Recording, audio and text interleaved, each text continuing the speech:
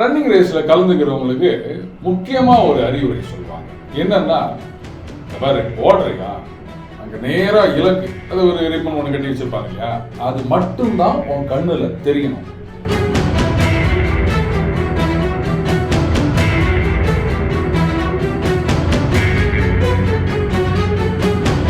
நேற்றுக்கு ஒரு நண்பர் வந்து மெசேஜ் அனுப்பிச்சிருக்காரு. சார், நானும் இதெல்லாம் பார்த்துட்டே வரேன், என்ன அநியாயம் அப்படின்னா Z+ கேட்டகரின்னு சொல்றாங்க. ஆனா பாருங்க,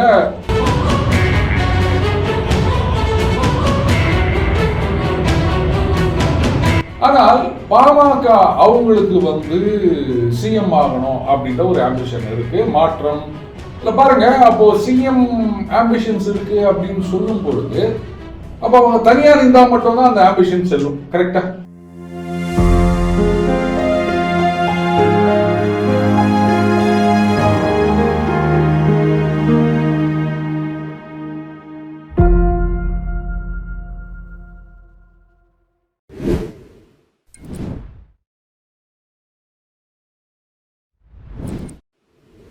சார், அண்ணாமலை நேற்று செயல்வீரர்கள் கூட்டம் நடந்தது எம்பி எலெக்ஷனுக்காக.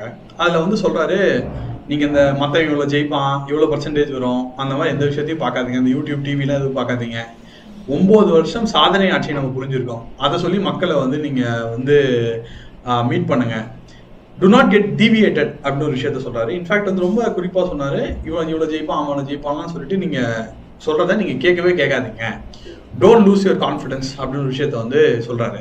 இது எதை மீன் பண்ணுது சார்? அதாவது இதுல நிறைய விஷயங்கள் இருக்கு, எல்லாத்தையும் சேர்த்து சுருக்கமா சொல்லணும் அப்படின்னு சொன்னா, ரன்னிங் ரேஸ் ஓடி இருக்கியா? சாரி, இப்ப இல்ல, சின்ன வயசுல எப்பவுமே ஓடும். சரி, ஓகே. சில விஷயம் நம்ம பண்ண மாட்டோம். ரன்னிங் ரேஸ்ல கலந்துக்கிறவங்களுக்கு முக்கியமா ஒரு அறிவுரை சொல்லுவாங்க. என்னன்னா, பாரு ஓடுறியா, அங்க நேரா இலக்கு, அது ஒரு ரிப்பன் ஒன்று கட்டி வச்சிருப்பாங்க இல்லையா, அது மட்டும்தான் உன் கண்ணுல தெரியணும். அண்ட் சில இடத்துல இந்த ட்ராக் இருக்கும் இல்லையா, ஸோ அது வழியா நேரா போனமே தவிர இப்படி திரும்பி பார்த்தீங்க, இங்க யார் வரா, இன்னும் எவ்வளவு தூரம் வரா, இதெல்லாம் கூடவே கூடாது. இப்படி நீ திரும்பி பார்த்தீங்கன்னா ஓட்டேன்னு வச்சுங்க, நிச்சயமா அவனால ஜெயிக்க முடியாது. புரியுதா? ஸோ இதுதான் முக்கியமான பாடம். இது செயல் வீரர்களுக்கு. கரெக்டா? அதனால இவங்க இவ்வளவு சொல்றாங்களே, அவங்க இவ்வளவு சொல்றாங்களே, ஒவ்வொரு எலெக்ஷன் அப்படின்றதும் ஒவ்வொரு கிரிக்கெட் மேட்ச் மாதிரி. ஏங்க, போன மேட்ச்ல நாங்க 400 அடிச்சங்க அப்படின்னு சொல்லிட்டு அதை வச்சு நீங்க ஜெயிக்கலாம்னு யாராவது வர முடியுமா? 100லயே உங்களை சுருட்டிடுவாங்க. ரைட்டா? நேற்று கூட பாருங்க, நியூசிலாந்து 226 எடுத்திருக்காங்க, பாகிஸ்தான் 180யோட. ரைட்டா? அதுவும் முதல்ல பாத்தீங்கன்னா நியூசிலாந்து 226 எடுப்பாங்களா, இது T20 மேட்ச், அப்படி ஆச்சரியமா இருந்தது. பட் அவ்வளோ அடிச்சிருக்காங்க அவங்க. அதனால பாகிஸ்தான் போயிட்டு நாங்க போன மேட்ச்ல நாங்க எவ்வளவு அடிச்சோம் தெரியுமா அப்படின்லாம் பேசிட்டு இருக்க முடியுமா? அது அந்த மேட்ச், இது இந்த மேட்ச், அவ்வளவுதான். ஸோ ஒவ்வொரு எலெக்ஷனும் ஒரு ஃப்ரெஷ் மேட்ச் மாதிரி.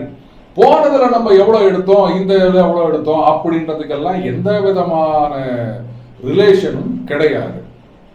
ஸோ அதனால நீங்க எப்படி டிவியேட் ஆயிடாதீங்க, கன்ஃபியூஸ் ஆயிடாதீங்க அப்படின்றதுக்காக அவர் சொல்லியிருக்காரு. சரியான அட்வைஸ் என்ன கேட்டா.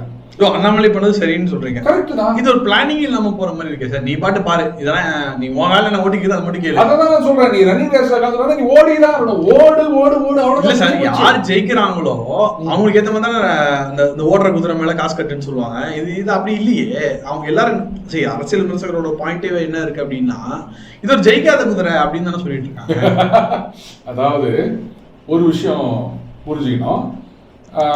இந்த குதிரை ரேஸ்ல பாத்தீங்கன்னா ஜாக்கிகளுக்கு ஏகப்பட்ட சம்பளம். ரைட்டுங்களா?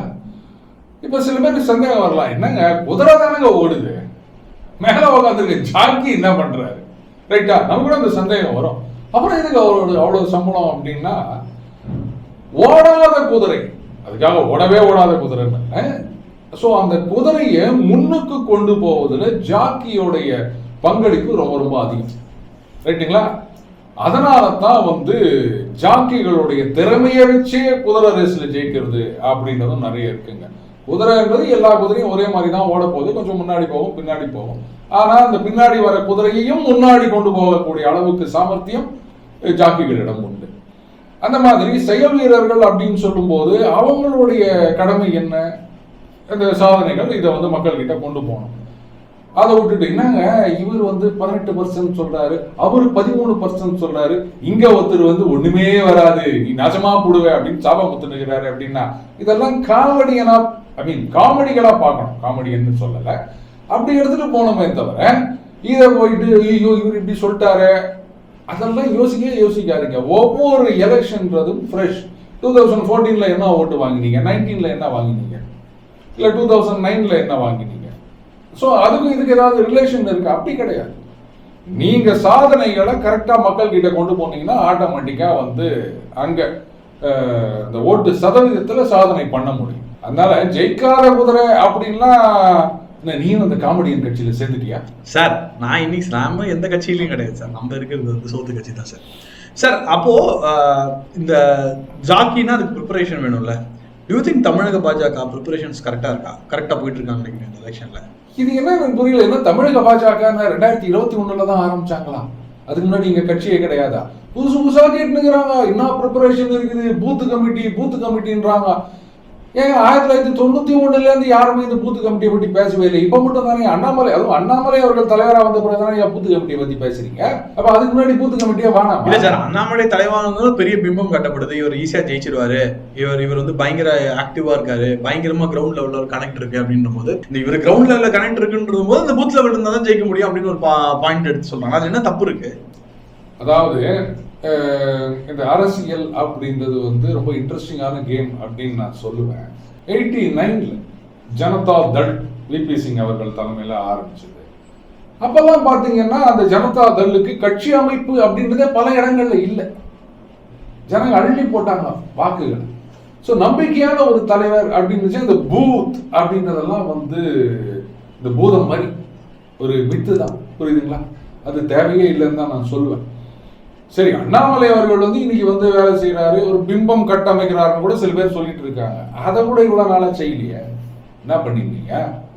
இன்னைக்கு ஒருத்தர் வந்து வளர்ந்து வருகிறார் அப்படின்னு சொல்லும் போது இதெல்லாம் வந்து பலூன் இருக்கீங்களா? அந்த பலூனை ஊத கூட இத்தனை வருஷமா யாரும் இல்லாம இருந்தீங்களா? அப்ப என்ன பண்ணீங்க? இன்னைக்கு வந்து நமக்கு பதவி கிடைக்கல, இம்பார்ட்டன்ஸ் இல்லை அப்படின்னு வயிற்றுச்சல்ல எதையோ பேசிட்டு இருக்கிறாங்க. இதெல்லாம் போயிட்டு ஒரு வாரத்தை நீ வந்து என்கிட்ட கேட்டுக்கிறீங்க. கிரவுண்ட் லெவல்ல போய் பாரு எத்தனை மெசேஜ். சரி, அவங்களுடைய பிரைவசி, அதனால நான் அதெல்லாம் சொல்ல முடியாது. நேற்றுக்கு ஒரு நண்பர் வந்து மெசேஜ் அனுப்பிச்சிருக்காரு, சார் நானும் வந்து இதெல்லாம் பார்த்துட்டே வரேன், என்ன அநியாயம் அப்படின்னு. என்ன அநியாயம் அப்படின்னா Z+ கேட்டகரின்னு சொல்றாங்க. ஆனா பாருங்க அப்படியே கூட்ட நெரிசல்ல சிக்கி தவிச்சின்னு போறாரு அண்ணாமலை அவர்கள். எங்க போச்சு இதெல்லாம்? அவர் பாதுகாப்பை பத்தி இவங்க இது பண்ண வேணாமா? அவர் சொன்ன வார்த்தை, சார் நானும் என் பொண்ணெல்லாம் இதை பத்தி டிஸ்கஸ் பண்ணோம், நாங்க போனாலும் பரவாயில்ல சார், நாங்கெல்லாம் இன்சிக்னிபிகண்ட், அவர் வந்து பாதுகாப்புல கவனம் செலுத்த வேணாமா அப்படின்னு மெசேஜ் அனுப்பிச்சிருக்காரு. இது என்ன சொல்றீங்க? அதாவது அரசியல்லாம் ஒரு சாக்கடை, அரசியல்லாம் மானாபாயினுக்கு, அரசியல் எனக்கு தெரியாதவங்கப்பா அப்படின்னு சொல்லிட்டு ஒதுங்கி இருந்தவங்க, ஆமா யார் வந்தா என்ன பெருசா மாத்திர போறாங்க, எல்லாம் அதே தான் அப்படின்னு இருந்தவங்க இந்த மாதிரி ஒரு பெரிய குரூப்பை வந்து அண்ணாமலை அவர்கள் ஈர்த்து கொண்டிருக்கின்றார். ஸோ அதனால சில பேருக்கு வைத்தறிச்சல் இருக்குதான் செய்யும். அதனால அது ஓடாத குதிரைன்னு வாங்க, இல்லை நொண்டி குதிரைன்னு வாங்க, இதுங்கெல்லாம் சண்டி குதிரைன்னு நினைச்சிட்டு அகைன் இது இன்னொரு காமெடியா நினைச்சிட்டு போயிட்டே இருக்க வேண்டியதுதான் Nagaraj. Okay sir, PMK Annamalai rift அப்படின்னு சொல்லலாம், பாமக பிஜேபி தமிழ்நாடு பிஜேபி ரிஃப்ட்னு சொல்லலாம். ரொம்ப எதிர்பார்த்த கூட்டணி. இன்ஃபேக்ட் A2 சொல்லிட்டு இருந்தாங்க, அன்புமணி பிளஸ் அண்ணாமலை எல்லாம் சொல்லிட்டு இருந்தாங்க. சென்ற வாரம் தர்மபுரியில வந்து அண்ணாமலை வந்து ஒரு ஜாதிய கட்சினால இங்க வளர்ச்சி ரொம்ப கம்மியா இருக்குன்ற வார்த்தை யூஸ் பண்ணுவோம், அதுக்கு சாடி பாமகவும் பேசிட்டாங்க. இது எப்படி பாக்குறீங்க? பாமக கூட்டணியில் இருந்தா என்ன அட்வான்டேஜ் நினைக்கிறீங்க, இல்லைன்னா என்ன அட்வான்டேஜ் நினைக்கிறீங்க? அதாவது பாஜகவை பொறுத்த வரைக்கும் அந்த ஜாதி கட்சி அப்படின்ற லேபிளுக்குள்ள அவங்க வந்து அடங்க மாட்டார்கள். இங்க சில பேர் வந்து பாஜகவுடைய சோசியல் இன்ஜினியரிங் இப்படி அப்படின்லாம் சொல்லுவாங்க. பட் அந்த கருத்துக்கள் வந்து நம்ம என்னைக்குமே ஏத்துக்கினது கிடையாது. இப்போ 91 வரிசையா எடுத்து பாருங்க, 77 ஆகட்டும், 80, 84, அதுக்கப்புறம் 89, 91, 96, இதுலலாம் வந்து ஜாதி பார்த்தா ஜனங்க ஓட்டு போட்டாங்க. 2011 எடுத்துக்கோங்க, 2016 எடுத்துக்கோங்க. 2011 வந்து அந்த தொட்டா ஷாக் அடிக்கும் பவர் அது இல்லை. அதுதான் முக்கியமான காரணம்னு சொல்லுவாங்க. 2016 நீங்க என்னன்னு சொல்லுவீங்க? இல்ல 2021 தான் வந்து ஜாதி கட்சிகளுடைய வெற்றி நீங்க சொல்வீங்களா? அதனால அந்த ஜாதி அப்படின்றத பத்தி எல்லாம் வந்து அந்த ஃபேக்டருக்குள்ள நான் போக விரும்புவதே கிடையாது. ஆனால் பாமக அவங்களுக்கு வந்து சிஎம் ஆகணும் அப்படின்ற ஒரு ஆம்பிஷன் இருக்கு. மாற்றம் முன்னேற்றம் ஆமா அப்படின்னு கூட எலெக்ஷன்ல தனியா நின்றாங்க. இல்ல பாருங்க, அப்போ சிஎம் ஆம்பிஷன்ஸ் இருக்கு அப்படின்னு சொல்லும் பொழுது அப்ப அவங்க தனியா நின்றா மட்டும்தான் அந்த ஆம்பிஷன் செல்லும். கரெக்டா? கரெக்ட். அதிமுக கூட்டணியிலயோ இல்ல திமுக கூட்டணி அப்போ எத்தனை நாளைக்கு தான் வந்து அவங்க கூட்டணியில் இணைந்து கொண்டு ஒரு 10-20 சீட்டு வாங்கிக்கணும், இப்படியே வெறும் எம்எல்ஏக்களோட இருப்பாங்க? சிஎம் ஆகணும்னா தனிச்சு தானே நின்றாகணும். அடுத்தது, இது ஒரு சில விமர்சகர்கள் சொல்லும் கருத்து, இதுல ஓரளவுக்கு எனக்கும் உடன்பாடு இருக்கின்றது. அதாவது பாமக ஐயா ராமதாஸ் அவர்கள் வந்து சொல்வாரு, நாங்கள் வந்து பாட்டாளிகளுக்கான கட்சி அப்படின்னு. இன்ஃபேக்ட் ஒரு தடவை செயல் வீரர்கள் கூட்டத்தில் கூட பேசினாரு, இந்த மாதிரி வந்து இந்த பகுதிகளில் கட்சியை வளர்க்கணும் அப்படின்னு சொன்னா இவங்களே இல்லை, நம்ம ஆளுங்க இல்லை அப்படின்ற மாதிரி ஏதோ சொல்றாங்க, நம்ம நிர்வாகிகளே இப்படி சொன்னா எப்படி, நம்ம எல்லாருக்குமான கட்சி இல்லையா அப்படின்னு. அந்த ஆதங்கம் எனக்கு புரியுது. ஆனா நாம எல்லாருக்குமான கட்சி அப்படின்றத வந்து மக்கள் கிட்ட எடுத்து செல்வதில் ரொம்பவே தவறிவிட்டாங்க. இப்ப கூட வந்து இந்த ஜாதிவாரி கணக்கெடுப்பு வேணும் அப்படின்னு கேட்டிருக்காரு, திருப்பி ஸ்ட்ரெஸ் பண்ணிட்டு வராங்க. அதுக்கப்புறமா அது இப்போ இல்லையே சார், ஆரம்பிச்ச காலத்துல இப்ப வந்து என்ன சொல்லியிருக்காரு அன்புமணி ராமதாஸ் அவர்கள், இந்த ஜாதிவாரி கணக்கெடுப்பு எடுத்தால்தான் தமிழகம் முன்னேறும் அப்படின்னு சொல்லியிருக்காரு. ஏன் இது வரைக்கும் தமிழகம் முன்னேறவே இல்லையா? இனிமேல் தான் முன்னேறணுமா? இருக்கு இல்லையா? அடுத்தது, பாமகவை அணியில் சேர்த்து கொண்டால் அவங்க சைட்ல இருந்து எவ்வளவு % ஓட்டுகள் வருகின்றதோ அதே மாதிரி அட்லீஸ்ட் அதுல கொஞ்சம் குறைந்த அளவுக்கான வாக்குகள் இழப்பும் நடக்கின்றது அப்படின்னு ஒரு சில விமர்சகர்கள் கூறுகின்றார்கள். அது என்னால ஏத்துக்க முடியுது. சோ பாமக சேர்ந்தா they also lose vote-ன்னு நீங்க சொல்றீங்க. அவங்க சைட்ல இருந்து ஒரு 5% ஓட்டு வருது அப்படின்னு சொன்னா கரஸ்பாண்டிங்கா ஒரு 3-4% மைனஸ்ல போறதுக்கும் இந்த பக்கம் வராம இருக்கிறதுக்கும் வாய்ப்பு இருக்கின்றது. அதனால இப்ப கூட வந்து வன்னியர்களுக்கான 10.5% ஒதுக்கீடு நீங்க கொடுக்கணும் அப்படின்லாம் கேட்டிருக்காரு. அப்போ மற்ற சமூகத்தினர் என்ன நினைப்பாங்க? ஸோ அந்த ரிஸ்க்ன்றது ஆல்வேஸ் இருக்கின்றது. அதனால பாஜக கூட்டணியில் சேர்ந்தால்தான் பலம் அப்படின்லாம் நான் நினைக்கிறேன். சொல்ல போனா இந்த தடவை பாமகவோட நிலைமை கொஞ்சம் கஷ்டம் தான் சொல்வேன். ஏன்னா திமுகவில் இப்ப இருக்கிற அந்த அணிகள் அந்த கட்சிகள் அப்படியே இருந்ததுன்னு சொன்னா அங்க பாமகக்கு இடம் இல்லை. ஏன்னா ஒரு காலத்துல பாமகவும் விசிகாவும் ஒரே அணியில் இருந்தார்கள். தமிழ் குடி தாங்கி அப்படின்னு பட்டமெல்லாம் கொடுத்தார்கள். இதெல்லாம் நம்ம பார்த்துருக்கோம். பட் இப்போ வந்து வேறு வேறு அணி அப்படின்ற மாதிரி ஆயிப்போச்சு. அவங்க இருக்க இடத்துல இவங்க இருக்க மாட்டாங்க, இவங்க இருக்க இடத்துல அவங்க இருக்க மாட்டாங்க அப்படின்னு. அப்போ இந்த கட்சிகள் அப்படியே இருக்கும்போது திமுக கூட்டணியில பாமக போவதற்கு வழி கிடையாது. இல்ல பாமக போனோம் அப்படின்னா விசிகா காங்கிரஸ் அட்லீஸ்ட் விசிகாவது வெளில வரணும். அப்போ விசிகா அந்த அதிமுக பக்கம் போய் சேருவாங்க. அது அப்படியே அந்த பேலன்ஸ் அப்படியே மெயின்டைன் ஆகுமே தவிர ஃபோர்ஸ் மல்டிப்ளையரா அது இருக்காது.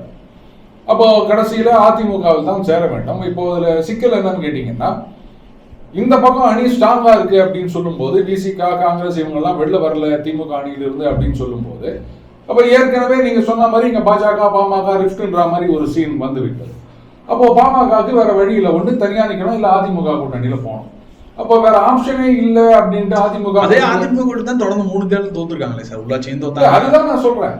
அப்போ வேற ஆப்ஷனே இல்லாம அதிமுகவுடன் கூட்டணி தொடரும் போது அப்போ அவங்க லிமிடெட் நம்பர் ஆஃப் சீட்டு தான் கொடுப்பாங்க. டிமாண்ட் பண்ண முடியாது, கமெண்ட் பண்ண முடியாது இல்லையா? சோ இதுதான் பாமகவின் சிக்கல். பட் பாஜக அணியில் சேராததனால் அது பாஜகவுக்கு நஷ்டமா அப்படின்னா இல்ல, பிளஸ் தான் நான் சொல்றேன். கூட்டணி அமையாது பிளஸ் நினைக்கிறீங்க? பிளஸ் தான் நான் சொல்றேன் நிச்சயமா.